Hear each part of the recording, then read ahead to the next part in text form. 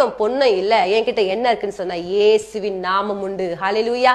நீ அந்த இயேசுவின் நாமத்தை விசுவாசிப்பாய் என்று சொன்னால் தேவன் உனக்கு நிமிர்ந்து நடக்க செய்வார் என்று சொல்லி அந்த மகனுக்கு கற்றுக் கொடுக்கிறாங்க. ஹல்லேலூயா.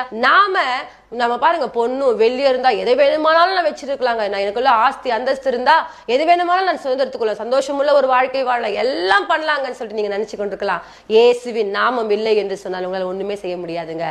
பேதுருவுக்கும் யோவானுக்கும் தெரியும், என்கிட்ட ஒரு நாமம் உண்டு, அது விலையேற பெற்ற நாமம், இயேசுவின் நாமம் எனக்குள்ளாக உண்டு.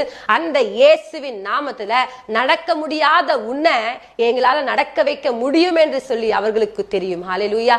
யார் ஒருத்தர் இந்த தேவனுடைய வார்த்தையை விசுவாசிக்கிறீங்களோ, இந்த இயேசுவின் நாமத்தை நம்பிக்கொண்டிருக்கிறீங்களோ, நீங்கள் எப்பேற்பட்ட சூழ்நிலைகள் இருந்தாலும் உங்களை கர்த்தர் எழுந்து நிமிர்ந்து நடக்கும்படிக்கு கர்த்தர் கிருபை செய்வார். ஒருவேளை எழும்பவே முடியாத சூழ்நிலையில வாழ்ந்து கொண்டிருக்கிறீங்களா? படுத்த படுக்கை